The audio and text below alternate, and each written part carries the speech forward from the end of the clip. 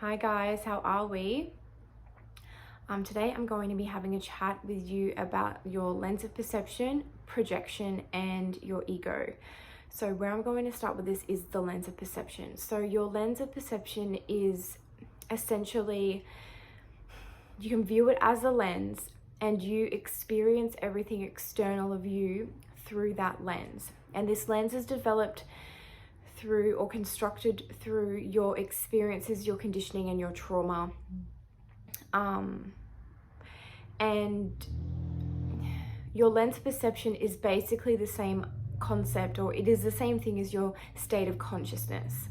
So you are able to alter your lens and alter your state of consciousness when you look within and address your shadow self and heal certain things within you that need to be healed. And then because of that, your consciousness shifts, your lens shifts, and then you experience different things external of you. So that's lens of perception. Now I also wanted to talk about projection. So projection is your ego's way of protecting your shadow self. So coming over and bringing the ego into this, you have your conscious self, or the things that are make up your conscious or the light aspects of you, and then you have your shadow self, which are the subconscious aspects of you, and then in between the light and the shadow, or the conscious and subconscious, you have your ego.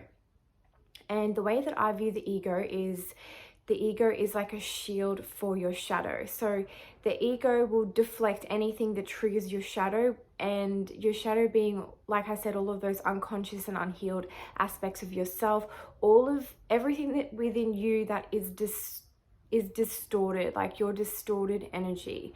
And when I say distorted energy, so we are all like source energy, and so your light is the aspects of you that are like pure source, undistorted energy, and your shadow aspects are distorted. And the reason that energy becomes distorted is through your trauma experiences and things that have hurt you and things that you have done that you are not proud of, just all of those shadowy aspects that we all have within us. So what happens when someone else's light triggers your shadow, the ego sort of steps in and will deflect or project from that in order to, protect itself or protect the fabricated identity that the ego has constructed. Because your ego is really just a fabricated identity that is put in place to protect you, your shadow self. So when you are triggered, you project because of your ego. Now, if we are wanting to, when we look at ascending and evolving, when you ascend, you are just returning further into your source energy. You are embodying source energy, embodying love, and embodying your light more. So